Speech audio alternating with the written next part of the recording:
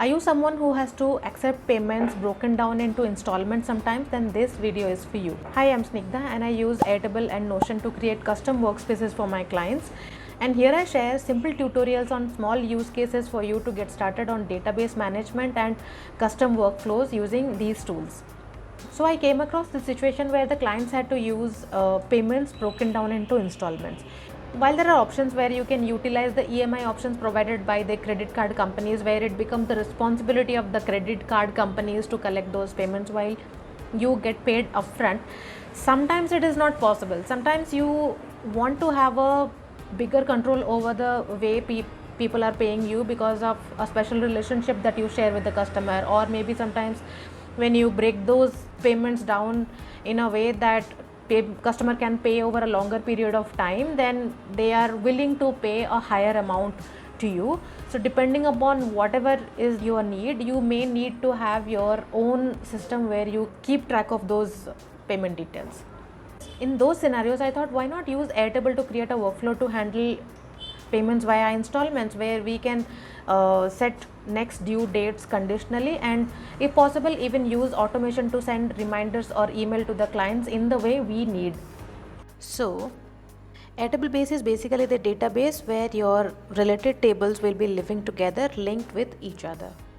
And I will demonstrate only the payment table where all of our use case scenarios will be handled. So what details do I need to capture in this payment table? Let's assume I'm adding the payment details of a client who pays in full. Later, I'll add another payment by a second client who chooses to pay in installments rather than upfront. For simplicity's sake, I'll keep the number of installments we accept up to 2.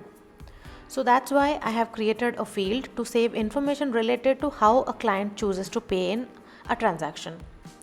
The option that makes sense in this case are either they pay in full or in installment, which again can be either the installment 1 or the installment 2. In order to capture these info, I'll create a form view in Airtable and I will explain how I designed that form and why. When you open the sidebar under a table, you can select a form view for that table to accept the data. So I'll create a form view under payment table because obviously we are going to create a form to save payment details. And as I have mentioned earlier, this is a relational database. Each payment would be linked to a client existing as a record under the client table. So one field is to select the client for whom we are going to add the payment details.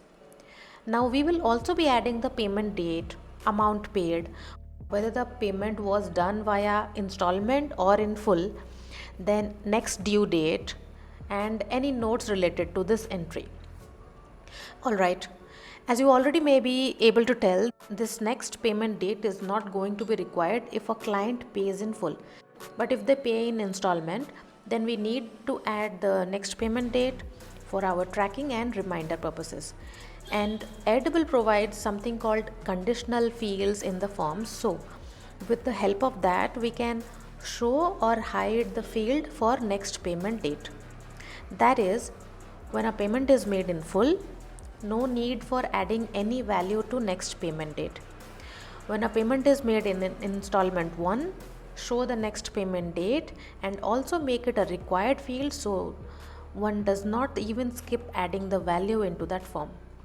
Lastly, the same person is going to make a second installment at some point of time, hopefully by the due date, which you would ideally already inform them about. And in this case also, the next payment date is going to remain hidden because second payment is also the final installment in our case. Now that we have this form in place, we add some sample entries to test it. So client 1 has to pay in full, client 2 has to pay in installments. Actually, let's add a field to save the next payment amount also, so we don't forget how much to collect in the next payment. And make this field also conditional, just like next payment date. Client 3 wants to pay in installment as well.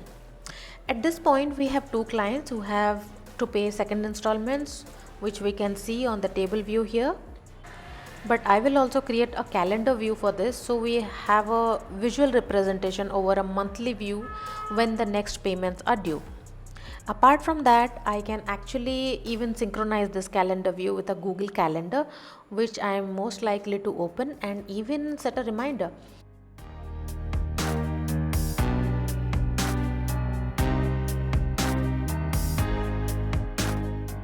By the way, you can synchronize this with the Apple Calendar also. Go to the file, click on new calendar subscription and add your URL, but I prefer Google Calendar.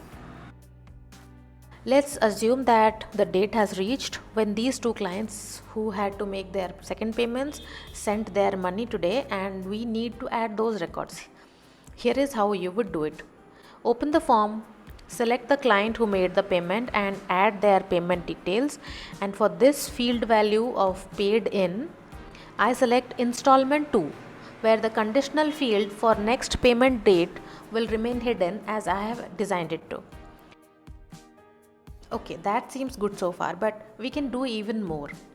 Using the field next payment date, I can set up a trigger that sends the client an email that their next payment is due. For trigger, I will use a condition like this. And for the email ID, I can use the lookup field to pull the email ID of the client into payment table.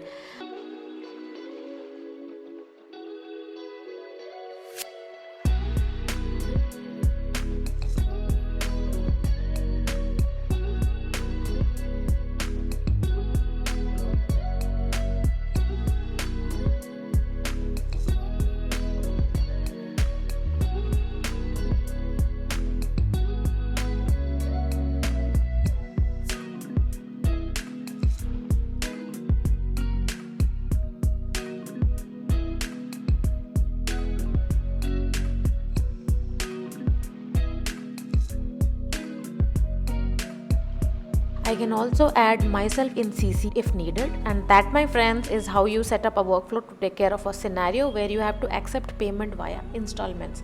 I hope that you already must have gotten an idea how much of a better method it is to create a custom workflow suiting your needs using these tools, which offer so much even within their free version, so that you can just get started even small.